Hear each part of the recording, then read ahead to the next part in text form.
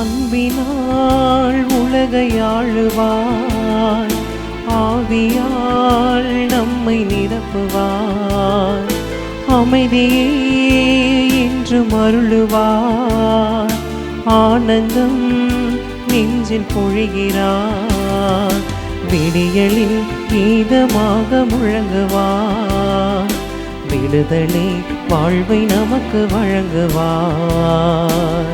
வாருங்கள் ஓருடலாய் இணைந்திருப்போம், வானக தந்தையை நாம் வணங்கிடுவோம்.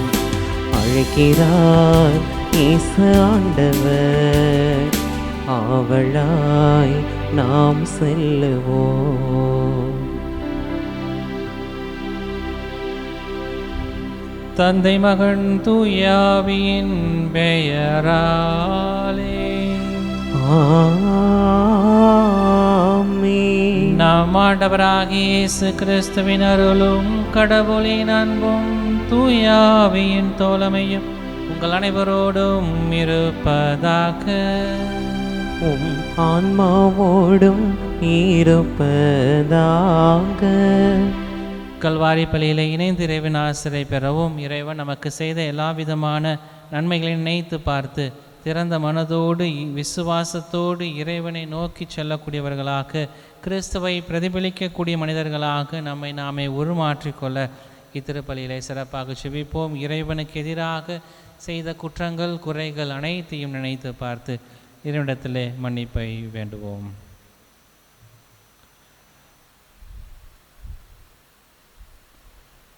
எல்லாம் வல்ல இறைவனிடமும் சகோதர சகோதரிகளே, உங்களிடமும் நான் பாவியனை ஏற்றுக்கொள்கின்றேன்.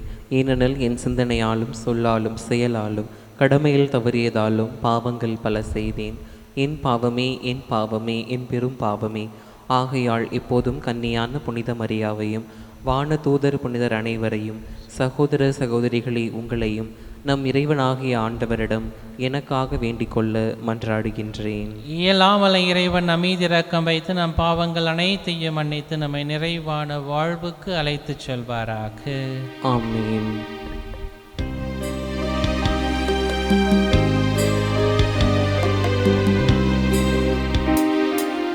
ஆண்டவரே இரக்கமாயிரும், ஆண்டவரே இரக்கமாயிரும், கிறிஸ்துவே இரக்கமாயிரும், கிறிஸ்துவே இரக்கமாயிரும், ஆண்டவரே இரக்கமாயிரும், ஆண்டவரே இரக்கமாயிரும்.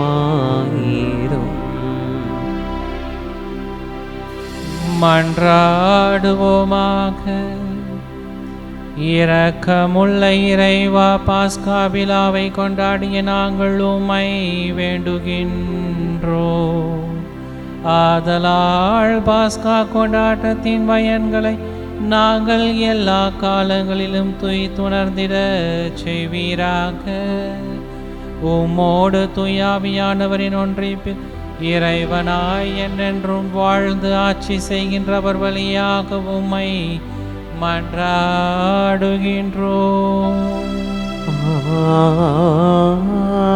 ஆமென். பவுல் பேசியதை ஏற்றுக்கொள்ளுமாறு ஆண்டவர் அவர் உள்ளத்தை திறந்தார். திருத்தூதர் பணிகள் நூலிலிருந்து முதல் வாசகம். அதிகாரம் 16, இறை வார்த்தைகள் 11 தொடங்கி 15 முடிய. பவுல், சீலா, தீமோத்தேயு, லூக்கா ஆகிய நாங்கள் துரோவாவில் இருந்து கப்பலேறி சமுத்திர தீவுக்கு மறுநாள் நெயாபொலி நகருக்கு நேராக சென்றோம். அங்கிருந்து மாசிதோனிய பகுதியின் முக்கிய நகரான பிலிப்பு சென்றோம். அது ரோமையின் குடியேற்ற நகரம். அந்நகரில் சில நாட்கள் தங்கியிருந்தோம். ஓய்வு நாளன்று நாங்கள் நகர வாயிலுக்கு வெளியே வந்து ஆற்றங்கரைக்கு சென்றோம். அங்கு இறைவேண்டல் செய்யும் இடம் ஏதேனும் இருக்கும் என்று எண்ணி அமர்ந்து அங்கே கூடியிருந்த பெண்களோடு பேசினோம். அங்கு தியத்திரா நகரை சேர்ந்த பெண் ஒருவர் நாங்கள் பேசியதை கேட்டுக்கொண்டிருந்தார். அவர் பெயர் லீதியா. செந்நிற ஆடைகளை விற்பவரான அவர் கடவுளை வழிபட்டு வந்தார். பவுல் பேசியதை ஏற்றுக்கொள்ளுமாறு ஆண்டவர் அவர் உள்ளத்தை திறந்தார். அவரும் அவர் வீட்டாரும் திருமுழுக்கு பெற்றனர். அதன்பின் அவர் எங்களிடம், நான் ஆண்டவரிடம் நம்பிக்கை கொண்டவள் என்று நீங்கள் கருதினால் என் வீட்டுக்கு வந்து தங்குங்கள் என்று கெஞ்சி கேட்டு எங்களை இணங்க வைத்தார். ஆண்டவரின் அருள்வாக்கு. இறைவனுக்கு நன்றி. பதிலுரை பாடல். திருப்பாடல் 149 பல்லவி. ஆண்டவர் தம் மக்கள் மீது விருப்பம் கொள்கின்றார். ஆண்டவர் தம் மக்கள் மீது விருப்பம் கொள்கின்றார். ஆண்டவர் தம் மக்கள் மீது விருப்பம் கொள்கின்றார். விருப்பம் கொள்கின்றார். அல்லேலூயா. ஆண்டவருக்கு புதியதோர் பாடலை பாடுங்கள். அவருடைய அன்பர் சபையில் அவரது புகழை பாடுங்கள். இஸ்ரவேல் தன்னை உண்டாக்கினவரை குறித்து மகிழ்ச்சி கொள்வதாக. சீயோன் மக்கள் தம் அரசரை முன்னிட்டு களி கூர்வார்களாக. ஆண்டவர் தம் மக்கள் மீது விருப்பம் கொள்கின்றார். ஆண்டவர் தம் மக்கள் மீது விருப்பம் கொள்கின்றார். விருப்பம் கொள்கின்றார். நடனம் செய்து அவரது பெயரை போற்றுவார்களாக. மத்தளம் கொட்டி ஆழிசைத்து அவரை புகழ்ந்து பாடுவார்களாக. ஆண்டவர் தம் மக்கள் மீது விருப்பம் கொள்கின்றார். தாழ்நிலையில் உள்ள அவர்களுக்கு வெற்றி அளித்து மேன்மைப்படுத்துவார். ஆண்டவர் தம் மக்கள் மீது விருப்பம் கொள்கின்றார். ஆண்டவர் தம் மக்கள் மீது விருப்பம் கொள்கின்றார். விருப்பம் கொள்கின்றார்.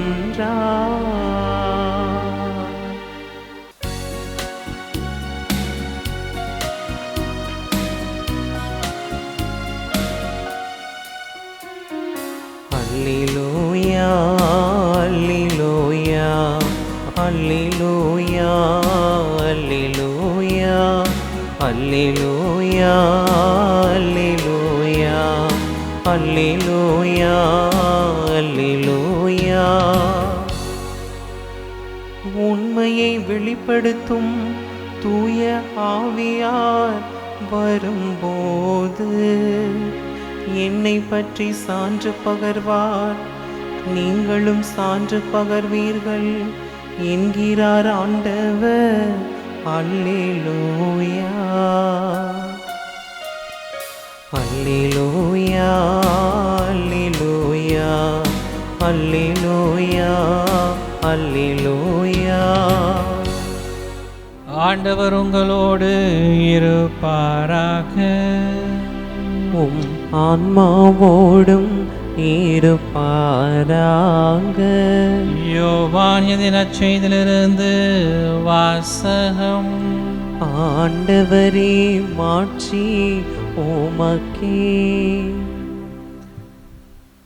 அக்காலத்தில் இயேசு தம் சீடரை நோக்கி கூறியது, தந்தையிடமிருந்து நான் உங்களுக்கு அனுப்ப போகிற துணையாளர் வருவார். அவரே தந்தையிடமிருந்து வந்து உண்மையை வெளிப்படுத்தும் தூய ஆவியார். அவர் வரும்போது என்னை பற்றி சான்று பகர்வார். நீங்களும் சான்று பகர்வீர்கள், ஏனெனில் நீங்கள் தொடக்கம் முதல் என்னோடு இருந்து வருகிறீர்கள். நீங்கள் நம்பிக்கை இழந்து விடாதிருக்க இவற்றை எல்லாம் உங்களிடம் சொன்னேன். உங்களை தொழுகை கூடத்திலிருந்து விலக்கி வைப்பார்கள். உங்களை கொள்வோர் கடவுளுக்கு திருப்பணி செய்வதாக என்னும் காலமும் வருகிறது. தந்தையையும் என்னையும் அவர்கள் அறியாமல் இருப்பதால்தான் இவ்வாறு செய்வார்கள். இவை நிகழும் நேரம் வரும்போது நான் உங்களுக்கு இவை பற்றி முன்பே சொன்னதை நினைவுபடுத்திக் கொள்ளுங்கள். இதற்காகவே இவற்றை உங்களிடம் கூறினேன் என்றார். இது கிறிஸ்துவின் நற்செய்தி. கிறிஸ்துவே உமக்கு புகழ். கிறிஸ்துவுக்குள் எனக்கு மிகவும் பிரியமான அன்பு சகோதர சகோதரிகளே, திறந்த மனதோடு நாம் செயல்படுகிற போது நமது வாழ்வு கிறிஸ்துவை பிரதிபலிக்கக்கூடியதாக இருக்கிறது என்கின்ற சிந்தனைகளை தான் இன்றைய வழிபாடு நமக்கு தரக்கூடியதாக இருக்கிறது. கிறிஸ்துவோடு நாம் கொள்ளுகிற உறவு என்பது நாம் முழு மனதோடு நம்முடைய இதயங்களை, நம்முடைய மனதை திறக்கக்கூடியதாக இருக்க வேண்டும். அது செயல்பாட்டிற்கான ஒரு அழைப்பை நமக்கு தரக்கூடியதாக இருக்கிறது. அதுதான் நற்செய்தி வாசகத்தில் இயேசு நம்பிக்கை இழந்து விடாதவாறு இவற்றையெல்லாம் உங்களுக்கு சொல்கிறேன். தந்தை உங்களுக்கு அருளிய அனைத்தையும் உங்களுக்கு கற்றுத்தரக்கூடிய தூய ஆவியானவர் வந்து உங்களுடைய மனதை திறக்கக்கூடியவராக இருப்பார் என்று சொல்லி இயேசு அழகாக இந்த நற்செய்தி பகுதியில் நமக்கு சுட்டி காட்டக்கூடியவராக இருக்கிறார். ஒரு சிறிய மருத்துவமனை, அந்த மருத்துவமனையிலே அஞ்சலி என்று சொல்லப்படக்கூடிய ஒரு கிறிஸ்தவ செவிலியர் பணி செய்யக்கூடியவராக இருக்கிறார். நர்ஸாக பணி செய்து கொண்டிருக்கிறார். ஒரு இரவு அந்த அஞ்சலி பணி செய்து கொண்டிருந்த போது ஒரு கவலைக்கிடமான சூழ்நிலையில் இருக்கக்கூடிய ஒரு நபரை பலர் தூக்கி கொண்டு வரக்கூடியவராக இருக்கிறார்கள். ஏதோ ஒரு விபத்து நடந்திருக்கிறது. இந்த நபரை பார்க்கிற போது இரத்தமும் வெள்ளமுமாக அந்த நபர் தன்னுடைய உடல் முழுவதும் இரத்தம் பரவி அவருடைய உடலில் உள்ள உடையோ அல்லது எதுவுமே தெரிய முடியாத ஒரு நிலைக்கு ஒரு மிகப்பெரிய விபத்திலே மாட்டிக்கொண்ட ஒரு நபரை அழைத்து கொண்டு இந்த மருத்துவமனைக்கு வருகிறார்கள். இந்த மருத்துவமனையில் இருக்கக்கூடிய மருத்துவர்களெல்லாம் அந்த நபரை பார்த்த பிறகு இந்த மருத்துவரிடத்துக்கு யார் உதவி செய்வார், அல்லது இந்த மருத்துவமனையுடைய உறவினர்கள் யார், அல்லது இந்த மருத்துவமனைக்கு யார் பணம் தருவார் இவரை குணப்படுத்தினால், அல்லது இவருக்கு சிகிச்சை செய்வதற்கான பணம் என்றெல்லாம் சொல்லி பல்வேறு விதமான கேள்விகள் எழக்கூடியதாக ஒரு சூழ்நிலை ஏற்படக்கூடியதாக இருக்கிறது. நிர்வாகம் பல்வேறு விதமான கேள்விகளை கேட்டுக்கொண்டிருக்கிற ஒரு சூழ்நிலையிலே யார் இந்த மகனுக்கு அல்லது இந்த நபருக்கு காசு கொடுப்பார், ஏதாவது ஆகிவிட்டால் இந்த நபருக்கு யார் பொறுப்பெடுத்துக் கொள்வார் என்று சொல்லி பல்வேறு விதமான கேள்விகள் எழக்கூடிய ஒரு சூழ்நிலையிலே அஞ்சலி என்கின்ற அந்த மருத்துவ மனையில் பணி செய்து கொண்டிருந்த அந்த செவிலியர், அந்த பெண்மணி வித்தியாசமாக ஒரு சிந்தனையை அங்கு சொல்லக்கூடியவராக இருக்கிறார். மனிதனுடைய வாழ்வு என்பது முக்கியம். அந்த வாழ்வை நாம் பார்க்கக்கூடியவர்களாக இருக்க வேண்டும். திறந்த மனதோடு இந்த நபருக்கு ஆகக்கூடிய செலவுகளை எல்லாம் நாம் செய்து சிறிதாக கொடுப்போம். பிற்பாடு என்ன நடக்கிறது என்று சொல்லி பார்த்து அவரிடத்திலிருந்து நாம் பெற்றுக்கொள்ளலாம். அல்லது இந்த மருத்துவமனை உதவி செய்ததாக இருக்கட்டும், அல்லது முடியாவிட்டால் நான் உதவி செய்கிறேன் இந்த நபருக்கு என்று சொல்லி இந்த பெண்மணி தன்னுடைய முழு செலவையும் அல்லது முழு நேரத்தையும் கொடுத்து அந்த நபரை காப்பாற்றக்கூடியவராக அல்லது முயற்சி செய்யக்கூடியவராக இருக்கிறார். பணிபுரியக்கூடிய மற்ற நபர்கள் எல்லாம், மருத்துவர்கள் எல்லாம், ஏன் நேரத்தை வீணாக்குகிறாய், பணத்தை வீணாக்குகிறாய் என்று சொல்லி அந்த அஞ்சலியை அவர்கள் பல்வேறு விதமான கேள்விகளுக்கு உள்ளாக்கக்கூடியவர்களாக இருக்கிறார்கள். நாட்கள் செல்ல செல்ல இந்த அஞ்சலி செய்கின்ற பணிகளை எல்லாம் பார்த்து அங்கிருந்த மருத்துவர்கள், செவிலியர்கள், பணியாளர்கள் அனைவரும் சேர்ந்து அஞ்சலியோடு சேர்ந்து தங்களால் முடிந்த உதவிகளை அஞ்சலிக்கு செய்து பண உதவி, நேர உதவி என்றெல்லாம் பல்வேறு விதமான உதவிகளை எல்லாம் செய்து அந்த மருத்துவமனையிலேயே அந்த நபருக்கான ஒரு குணப்படுத்தக்கூடிய ஒரு நிகழ்வு அங்கே நடைபெறக்கூடியதாக இருக்கிறது. குணப்பெறக்கூடிய நிகழ்வு என்பது சாதாரணமாக நடைபெறவில்லை. மாறாக இந்த அஞ்சலியினுடைய திறந்த மனதோடு செயல்பட்ட ஒரு காரியம் அந்த மருத்துவமனையில் உள்ள எல்லோரையும் தொடக்கூடியதாக இருக்கிறது. அந்த மருத்துவமனையில் இருக்கக்கூடிய எல்லா நபர்களும் சேர்ந்து அந்த மனிதரை குணப்படுத்தக்கூடியவர்களாக இருக்கிறார்கள். இந்த நபர் குணம் பெற்று வருகிறார். குணம் பெற்று வந்த பிற்பாடு தான் இந்த மருத்துவமனையில் இருக்கக்கூடிய நபர்களுக்கு தெரிகிறது இவர் ஒரு மிகவும் வசதி வாய்ந்த ஒரு நபர் என்பது அந்த மருத்துவமனைக்கு தெரியக்கூடியதாக இருக்கிறது. இந்த நிர்வாகத்தை அந்த மனிதர் குணம் பெற்ற பிறகு உயர்த்தக்கூடியவராக இருக்கிறார். அந்த நிர்வாகத்திற்கு ஒரு மிகப்பெரிய மருத்துவமனையை இலவசமாக கட்டித்தரக்கூடியவராக இருக்கிறார். இலவசமாக கட்டி கொடுத்து அந்த மருத்துவமனையில் பணி செய்த எல்லா நபர்களுக்கும் நல்ல சம்பளத்தை கொடுத்து அந்த சூழ்நிலையே ஒரு மாற்றத்தை ஏற்படுத்தக்கூடிய ஒரு காரணியாக அங்கு மாறுகிறது. இதற்கெல்லாம் யார் காரணம் என்று பார்க்கிற போது அஞ்சலி என்கின்ற ஒரு கிறிஸ்தவ செவிலியர். இது உண்மையாக நடந்த ஒரு நிகழ்வு. இந்த அஞ்சலி என்கின்ற அந்த மருத்துவ செவிலியர் பணி செய்ததன் வழியாக அந்த நிர்வாகம் அல்லது அந்த மருத்துவமனை ஒரு மிகப்பெரிய மருத்துவமனையாக மாறி ஏழைகளுக்கு உதவி செய்யக்கூடிய ஒரு இல்லமாக மாறக்கூடியதாக இருக்கிறது. இன்றைய வாசகங்கள் அனைத்தும் இப்படிப்பட்ட ஒரு சூழ்நிலையை தான் சுட்டி காட்டக்கூடியதாக இருக்கிறது. திறந்த மனதோடு நாம் செயல்படுகிற போது நமது வாழ்வு கிறிஸ்துவை பிரதிபலிக்கக்கூடியதாக இருக்கிறது. இந்த அஞ்சலி என்கின்ற பெண்மணி திறந்த மனதோடு கடவுளுக்காக என்று சொல்லி அவர் பணி செய்த ஒரு சிறிய செயல் கிறிஸ்துவை பிரதிபலிக்கக்கூடியதாக, அந்த மருத்துவமனையே ஒரு புதிய மாற்றத்தை பெறக்கூடிய ஒரு நிர்வாகமாக மாறக்கூடியதாக இருக்கிறது. இப்படிப்பட்ட நிகழ்வு தான் இன்றைய முதல் வாசகத்தில் நடைபெறக்கூடியதாக இருக்கிறது. தியேத்ரா என்ற நகரை சார்ந்த லிதியா என்கின்ற ஒரு பெண்மணி வணிகம் செய்யக்கூடியவராக இருக்கிறார். எதை? செந்நிற ஆடைகளை, துணிகளை வணிகம் செய்யக்கூடியவராக, விற்பவராக அவர் இருக்கிறார். அவர் செல்வம் படைத்தவராக இருக்கிறார். அறிவு கூர்மை கொண்டவராக, கடவுள் மீது பயம் கொண்டக்கூடிய, கடவுளை தேடக்கூடிய ஒரு பெண்மணியாக இந்த லிதியா இருக்கக்கூடியவராக இருக்கிறார். பவுல் இந்த நகரங்களுக்கெல்லாம் சென்று இந்த போதித்து கொண்டிருக்கிற போது ஆண்டவர் அவருடைய இதயத்தை தொடக்கூடியவராக இருக்கிறார். இந்த லிதியாவுடைய இதயத்தை இறைவன் தொடக்கூடியவராக இருக்கிறார். பல பேருக்கு இந்த பவுல் போதனைகளை செய்யக்கூடியவராக இருக்கிறார். அங்கே இருக்கக்கூடிய எல்லா மக்களுக்கும் தான் இந்த பவுல் தன்னுடைய போதனையை கொடுக்கக்கூடியவராக இருந்தார். ஆனால் இந்த லிதியா என்று சொல்லப்படக்கூடிய இந்த பெண்மணிக்கு மட்டும் ஆண்டவர் இதயத்தை தொடக்கூடியவராக இருக்கிறார். நம்பிக்கை என்பது வெறும் மனித முயற்சியால் அல்ல, இதயத்தை திறப்பவர் கடவுளே என்பதை இந்த லிதியா தன்னுடைய வாழ்வின் வழியாக சுட்டி காட்டக்கூடியவராக இருக்கிறார். ஆசிரியர் பாடம் எடுக்கிறார். பல மாணவர்களுக்கும் ஒரே மாதிரி தான் தன்னுடைய பாடத்தை கற்றுக் கொடுக்கக்கூடியவராக இருக்கிறார். சிலர் உடனடியாக புரிந்து கொள்கிறார்கள், மற்றவர்கள் சிரமப்படக்கூடியவர்களாக இருக்கிறார்கள். சிலர் புரிந்து கொள்ள முடியாத ஒரு சூழ்நிலைக்கு தள்ளக்கூடியவர்களாக இருக்கிறார்கள்.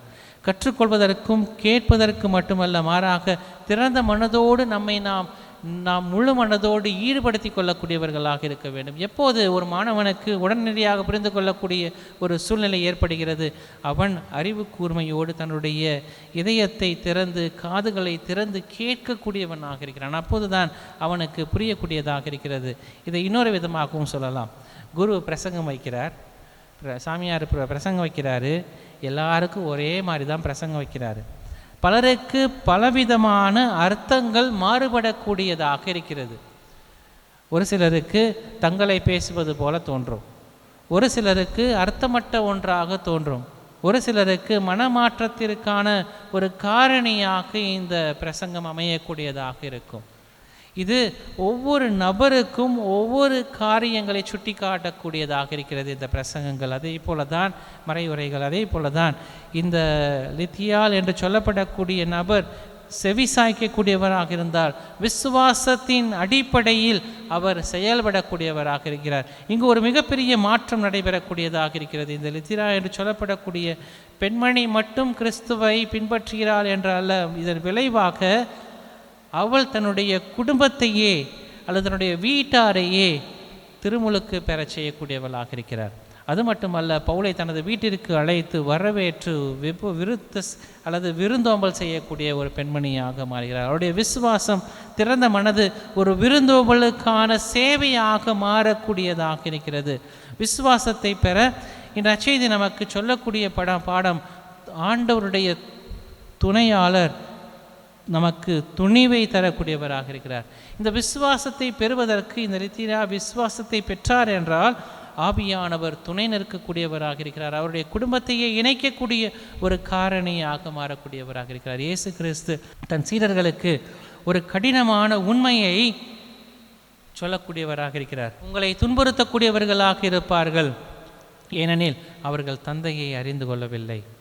உங்களை இல்லாது பொல்லாததெல்லாம் சொல்லக்கூடியவர்களாக இருப்பார்கள், அவர்கள் தந்தையை அறிந்து கொள்ளவில்லை. காரணம், தூய ஆவியானவர் அவர்களுக்கு ஞானத்தை அவர்களுக்கு கற்றுக் கொடுக்கவில்லை. தூய ஆவியானவர், உண்மையின் ஆவியானவர் உங்களுக்கு துணை நிற்கிற போது முழு மனதோடு திறந்த இதயத்தோடு விசுவாசத்தை கற்றுக்கொள்வதற்கான ஒரு துணிவை நமக்கு தரக்கூடியவராக இருப்பார். அதுதான் இந்த லித்திராவுக்கு அழகாக தூய பவுலினுடைய வாசகங்கள் புது வாழ்வை தரக்கூடியதாக அவள் மட்டுமல்ல, அவருடைய வீட்டாரையும் ஆண்டவர் திருமுழுக்கின் வழியாக கிறிஸ்துவாக மாற்றக்கூடிய, கிறிஸ்தவர்களாக மாற்றக்கூடிய ஒரு அருளை தரக்கூடியவராக இருக்கிறார். விசுவாசத்தோடு திறந்த இதயத்தோடு நாம் துணிவை மேற்கொள்ளக்கூடியவர்களாக இருக்க வேண்டும். துணிவை நமக்கு தரக்கூடியவராக இருக்கிறார் என்பதை தான் இன்றைய வாசகங்கள் நமக்கு சுட்டி காட்டக்கூடியதாக இருக்கிறது. கல்கத்தா புனித அன்னை தெரசாவை பற்றி நமக்கு நன்றாக தெரியும். ஏழையோருக்குள் ஏழையாக இருந்து செயல்பட்டவர், ஏழையோருள் ஒருவராக இருந்து செயல்பட்டவர் என்றெல்லாம் சொல்லி அவரை புகழாரம் சூட்டக்கூடியவர்களாக இருக்கிறோம். அவருடைய ரயில் பயணம்தான் ஒரு மிகப்பெரிய ஒரு மாற்றத்திற்கான ஒரு பணியாக இருக்கக்கூடியதாக இருந்தது. நமக்கு இந்த நிகழ்வுகள் எல்லாம் நன்றாக தெரியும். ஏழையிலும் ஏழையாக இருந்து அவர் கிறிஸ்துவனுடைய அழைப்பை பெற்று அவர் தன்னுடைய வாழ்வை அர்ப்பணிக்கக்கூடியவராக இருந்தார். அவர் சாதாரணமாக அந்த ஒரு சமூக சேவையையோ அல்லது ஒரு பணியையோ அவர் செய்யவில்லை. மாறாக பல விதமான கடினமான சூழ்நிலைகள், கையில் 5 ரூபா தான் இருந்துச்சான் அப்படின்னு சொல்லி வின்சென்ட் என்கின்ற ஒரு அவரோடு பணி செய்த ஒரு நபர், சென்னை மறை மாவட்டத்தை சார்ந்த நபர், அவர் அழகாக எழுதக்கூடியவராக இருக்கிறார். அந்த நபர் கல்கத்தா அன்னை தெரசா தன்னுடைய பணியை கடினமாக இருந்த சூழ்நிலையிலும், சவால்கள் நிறைந்த சூழ்நிலையிலும், கடுமையான வறுமையான சூழ்நிலையிலும், விமர்சனங்களுக்கான சூழ்நிலையிலும் அவரை பல்வேறு நபர்கள் பல்வேறு வகைகளிலே விமர்சனம் செய்யக்கூடியவர்களாக இருந்தார்கள். இந்த விமர்சனங்களுக்கு மத்தியிலும் அவர் துணிச்சலோடு செயல்படக்கூடியவராக இருந்தார். திறந்த மனதோடு கடவுளுக்காக பணியாற்றக்கூடியவராக இருக்கிறார். அதை தான் அவர் அழகாக சுட்டி காட்டக்கூடியவராக இருக்கிறார். கடவுள் என்னை வெற்றி பெறுவதற்காக அழைக்கவில்லை, மாறாக விசுவாசம் உள்ளவளாக இருப்பதற்காக அழைத்துள்ளார். இன்று நாம் எதை நோக்கி பயணித்து கொண்டிருக்கிறோம்? பல நேரங்களிலே நான் வெற்றி பெற வேண்டும் என்பதற்கான பயணமாக நம்முடைய வாழ்வு இருக்கக்கூடியதாக இருக்கிறது. பல்வேறு விதமான மறை மாவட்டங்களிலே இன்று அல்லது இந்த நாட்களிலே இந்த டிரான்ஸ்ஃபர் என்று சொல்லப்படக்கூடிய ஒரு சூழ்நிலைகள் இருக்கிறது. எப்படிப்பட்ட அல்லது மறை மாவட்டங்கள் மட்டுமல்ல, குருத்துவ துறவர இல்லங்களிலும் கூட இன்று பல நேரங்களிலே கடவுள் நம்மை அழைத்திருப்பது வெற்றி பெறுவதற்கான ஒரு அழைப்பு அல்ல. நான் எதை செய்திருக்கிறேன் அல்லது இந்த காரியங்களிலே வெற்றி பெற்றிருக்கிறேனா அல்லது இந்த காரியங்களிலே உயர்ந்திருக்கிறேனா என்பதை சிந்திப்பதற்காக அல்ல, மாறாக விசுவாசம் உள்ளவனாக என்னை நான் உயர்த்திருக்கிறேனா, என்னை நான் உயர்த்துவது மட்டுமல்ல, விசுவாசம் உள்ள விசுவாசத்தை மக்கள் மத்தியிலே என்னுடைய புகழுக்காக அல்ல, பல நேரங்களிலே நம்முடைய புகழை பரப்புவதற்காக. இன்னைக்கு இந்த வாட்ஸ்அப் ஸ்டேட்டஸ்லாம் பார்த்தோம்னா பல்வேறு விதமான குருக்கள் அல்லது பொதுநிலையினர்கள் கூட தாங்கள் செய்த காரியங்களை எல்லாம் போட்டு பல்வேறு விதமான காரியங்கள், அது நான் வெற்றி பெற்றேன் என்பதை வெளிப்படுத்துவதற்கான ஒரு காரணி அல்ல. காரணியாக இருந்தால் அது தவறான ஒரு காரியம். ஆனால் விசுவாசம் உள்ளவனாக அல்லது விசுவாசத்தை நம்முடைய வாழ்வில் பிரதிபலிக்கக்கூடிய, அதுக்காக இன்றைக்கி ஸ்டேட்டஸில் போடாத சாமியாரங்கள்லாம் ஒன்றுமே செய்யலன்னு இல்லை. எல்லாரும் எல்லா விதமான காரியங்களிலும் பல்வேறு விதமான காரியங்களை செய்திருக்கிறார்கள். இன்று பலர் அந்த விளம்பரத்தையோ அல்லது பல்வேறு விதமான இந்த சொல்லி காமிக்கக்கூடிய செயல்பாடுகளையோ விரும்புவதில்லை. அதனால் அவர்கள் எதையும் போட்டு காண்பிக்கக்கூடிய ஒரு சூழ்நிலை இல்லை. ஆனால் இன்று கடவுள் என்னை வெற்றி பெறுவதற்காக அழைக்கவில்லை, மாறாக விசுவாசம் உள்ளவனாக இருப்பதற்கு அழைத்திருக்கிறார் என்று சொல்லி கல்கத்தா அன்னை தெரசா தன்னுடைய வாழ்வை அழகாக சுட்டி காட்டக்கூடியவராக இருக்கிறார். ஒரு நபர் கதவின் முன்பாக நின்று அந்த கதவை இழுத்து கொண்டே இருக்கிறார். பல மணி நேரம் அந்த கதவை இழுத்து கொண்டிருக்கிறார். அந்த கதவு திறந்ததாக இல்லை. ஒருவர் வருகிறார், அந்த கதவை தள்ளுகிறார், செல்லுகிறார். பல நேரங்களிலே நாம் தள்ள வேண்டிய கதவை இழுத்து கொண்டு இருக்கிறோம். தள்ள வேண்டிய கதவை இழுத்து கொண்டிருந்தால் அந்த கதவு ஒருபோதும் திறக்காது. பெருமையால் நம்மை இழுத்து கொண்டிருக்கிறோம். யதார்த்தத்தால் அல்லது யதார்த்த வாழ்வை தாண்டி பயத்தினால் இழுத்து கொண்டிருக்கிறோம். திசை தெரியாமல், எங்கு செல்வது, எப்படி செல்வது என்று தெரியாமல் இழுத்து கொண்டிருக்கிறோம்.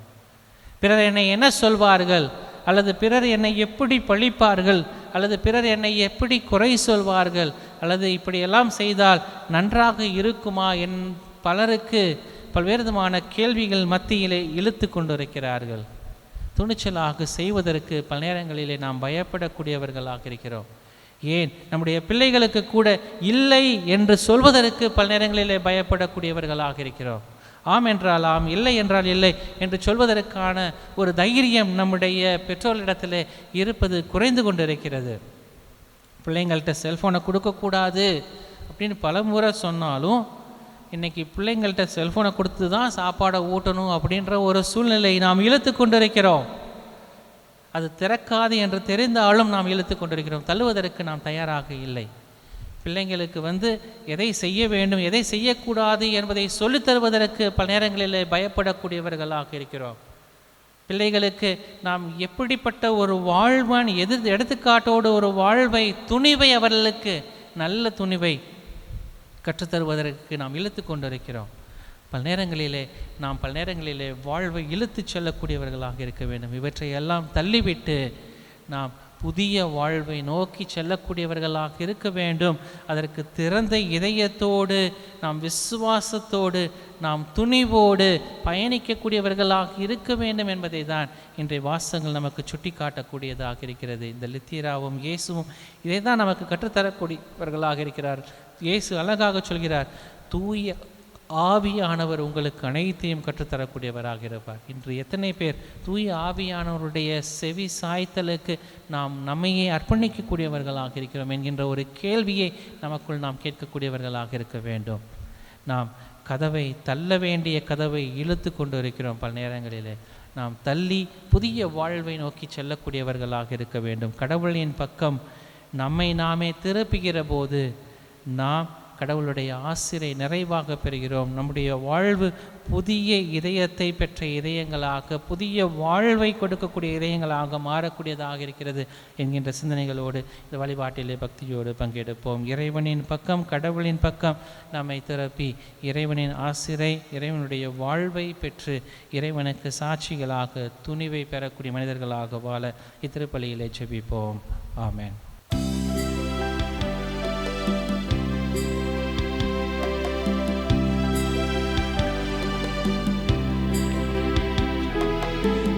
பிறருக்காக வாழ்வதில் நானும் இன்னையே உம்மிடம் தருகின்றேன். பிறருக்காக வாழ்வதில் நானும் இன்னையே உம்மிடம் தருகின்றேன். பிறரின் சுமையை விரும்பி சுமக்க, பிறரின் சுமையை விரும்பி சுமக்க என்னையும் தகுதியாக்குவாய், என்னையும் தகுதி ஆக்குவாய். எல்லாம் தருகின்றேன் தந்தாய், என்னையும் தருகின்றேன். சகோதர சகோதரிகளே, நாம் அனைவரும் ஒப்பு கொடுக்கக்கூடிய இந்த கல்வாரி பலி எல்லாமல்ல தந்தையாக இறைவனுக்கு ஏற்றதாகும்படி செபியுங்கள். ஆண்டவர் தமது பெயரின் புகழ்ச்சிக்காகவும் மாட்சிக்காகவும் நமது நன்மைக்காகவும் புனித திரு அவை அனைத்தின் நலனுக்காகவும் உமது கையிலிருந்து இப்பலியை ஏற்றுக்கொள்வாராக. ஆண்டவரே, அக்களை புறம் திரு அவையின் காணிக்கைகளை ஏற்றுக்கொள்ள உம்மை வேண்டுகின்றோம். இப்பெரும் மகிழ்ச்சிக்குரிய காரணத்தை நீர் தந்திருப்பதால் அதன் பயனாகிய முடிவில்லா பேரின்பத்தையும் எங்களுக்கு அருள்வீராக. எங்கள் ஆண்டவராகிய இயேசு கிறிஸ்து வழியாக உம்மை மன்றாடுகின்றோம். ஆமென். ஆண்டவர் உங்களோடு இருப்பாராக. உம் ஆன்மாவோடும் இருப்பாராக. மகிழ்வுறும் இதயங்களை ஆண்டவரிடம் எழுப்புங்கள். ஆண்டவரிடம் எழுப்பியுள்ளோம். நம் இறைவனாகிய ஆண்டவருக்கு நன்றி கூறுவோம். அது தகுதியும் நீதியும் ஆனதே. ஆண்டவரே, எக்காலத்திலும் உம்மை புகழ்ந்துரைப்பதும் எல்லாவற்றிற்கும் மேலாக எங்கள் பாஸ்காவாகிய கிறிஸ்து பலியான சிறப்பான காலத்தில் உம்மை இன்னும் மிகுதியாக வாழ்த்தி போற்றுவதுமையாகவே தகுதியும் நீதியுமாகும். எங்கள் கடமையும் மீட்புக்குரிய செயலுமாகும். கிறிஸ்து தம் திருவுடலை ஒப்பு கொடுத்து சிலுவையின் மெய்யான பலியில் முற்கால பலிகள் நிறைவு பெற செய்தருளினார். எங்கள் மீட்புக்காக அரோவிடம் தம்மையே கையளித்த போது அவரே குருவாகவும் பலிபீடமாகவும் செம்மறியாகவும் விளங்கினார். ஆகவே பாஸ்கா மகிழ்ச்சி பொங்க அனைத்துலகின் மாந்தர் அனைவரும் மக்களிக்கின்றனர். அவ்வாறே ஆற்றல் மிக்கோரும் அதிகாரம் கொண்ட தூதர்களும் உமது மாட்சியை புகழ்ந்து பாடி முடிவின்றி அக்களித்து மகிழ்வதாவது.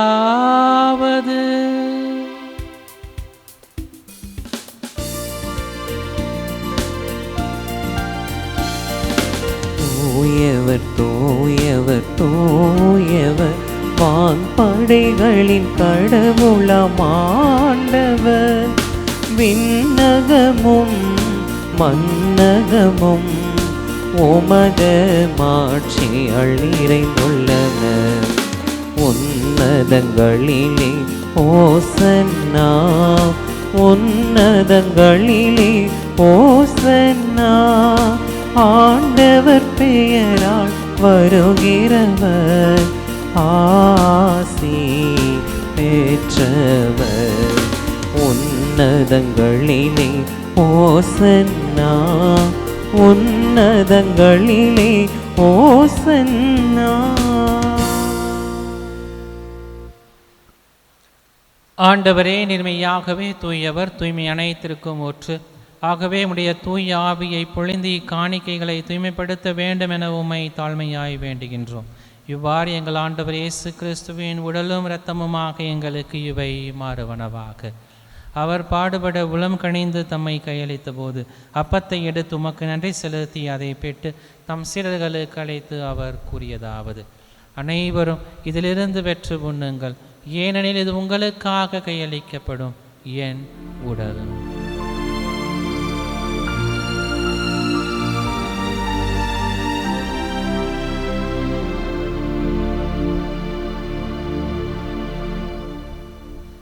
அவ்வண்ணமே இரவு விருந்தை அருந்திய பின் கிண்ணத்தையும் எடுத்து மீண்டும் உமக்கு நன்றி கூறி தம் சீடர்களுக்கு அழைத்து அவர் கூறியதாவது: அனைவரும் இதிலிருந்து பெற்று பருகுங்கள், ஏனெனில் இது புதிய நிலையான உடன்படிக்கைக்குரிய என் இரத்தத்தின் கிண்ணம். இது பாவ மன்னிப்புக்கென்று உங்களுக்காகவும் பலருக்காகவும் சிந்தப்படும். இதை என் நினைவாக செய்யுங்கள்.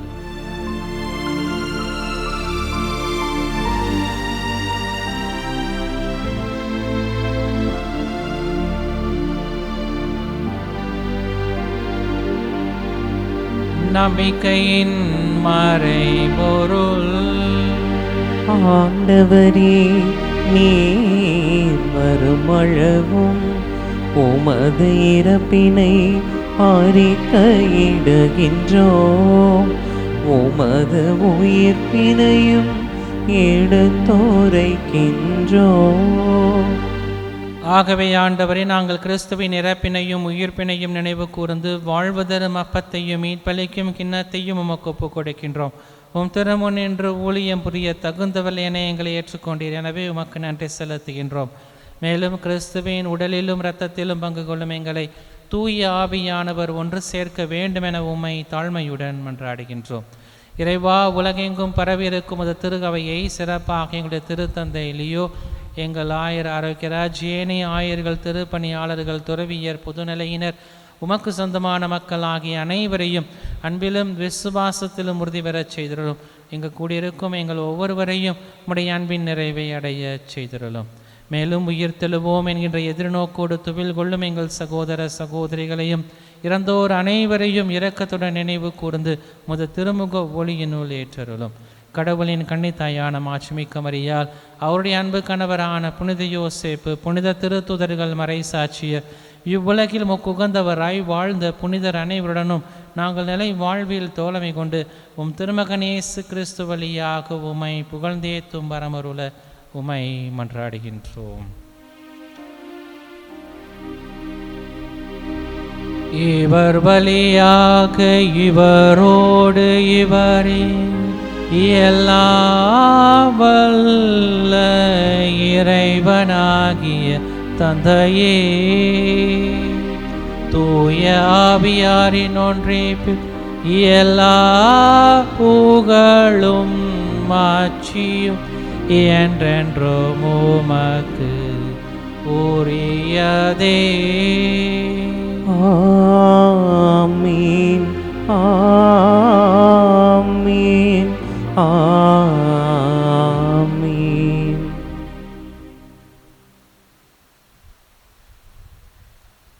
மீட்பரின் கட்டளையால் கற்பிக்கப்பட்டு இறை படிப்பினையால் பயிற்சி பெற்ற நாம் அனைவரும் துணிந்து சொல்லி ஜெபிப்போம். விண்ணுலகில் இருக்கின்ற எங்கள் தந்தையே, உமது பெயர் தூயது என போற்ற பெறுக. உமது ஆட்சி வருக.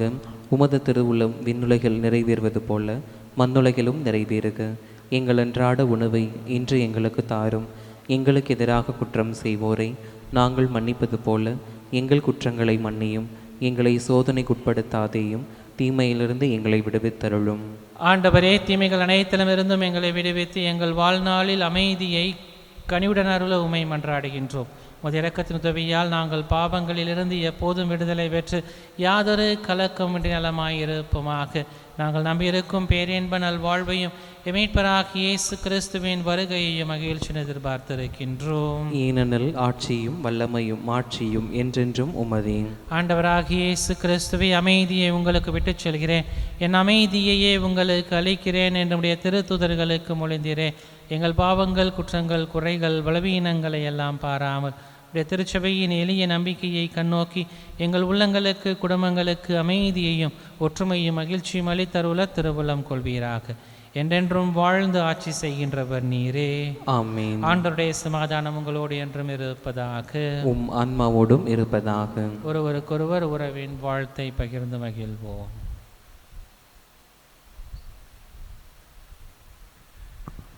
உலகின் பாவங்களை போக்கும் இறைவனின் செம்மறியே, எங்கள் மேல் இரக்கமாயிரும். உலகின் பாவங்களை போக்கும் இறைவனின் செம்மறியே, எங்கள் மேல் இரக்கமாயிரும். உலகின் பாவங்களை போக்கும் இறைவனின் செம்மறியே, எங்களுக்கு அமைதியை அளித்தருளும். இதோ இறைவனின் செம்மறி, இவரே உலகின் பாவங்களை போக்குகிறவர். இந்த செம்மறியின் திருவிருந்துக்கு அழைக்க பெற்ற நாம் அனைவரும் பேறு பெற்றோர். ஆண்டவரே, நீர் நிலத்தில் எழுந்தருள நான் தகுதியற்றவன். ஆனால் ஒரு வார்த்தை மட்டும் சொல்லியருளும், எனது ஆன்மா நலமடையும். ஆசை திருவிருந்துக்கான மன்றாட்டு. ஆண்டவரே, நீர் என் இல்லத்தில் எழுந்தருள நான் தகுதியற்றவள்.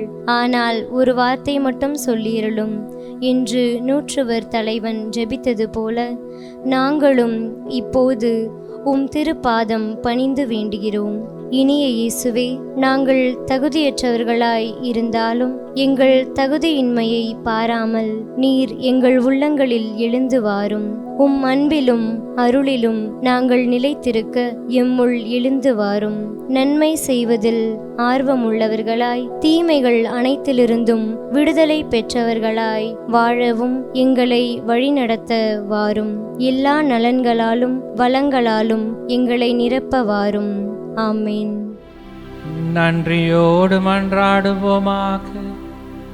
ஆண்டவரே, நிலையான மறை நிகழ்வுகளால் நீர் புதுப்பிக்க பெற்ற திருவுளம் கொண்டவும் மக்களை கனிவுடன் கண்ணோக்கி அருள உம்மை வேண்டுகின்றோம். வேண்டுகின்றோம். ஆதலால் நாங்கள் மாட்சிக்குரிய உடலில் அழிவுற்ற உயிர் தெழுதலுக்கு வந்து சேர துணை செய்வீராக. எங்கள் ஆண்டவராகிய இயேசு கிறிஸ்து வழியாக உம்மை மன்றாடுகின்றோம். ஆமென். ஆண்டவர் உங்களோடு இருப்பாராக. உம் ஆன்மாவோடும் இருப்பாராக. எல்லாம் வல்ல இறைவன் தந்தை மகன் தூயாவி நம் அனைவரையும் நிறைவாக ஆசிர்வதித்து வழிநடத்துவாராக. ஆமென். இறைவனின் அன்பை உணர்ந்தவர்களாக சென்று வாழுவோம். திருப்பலி நிறைவுற்றது. இறைவனுக்கு நன்றி.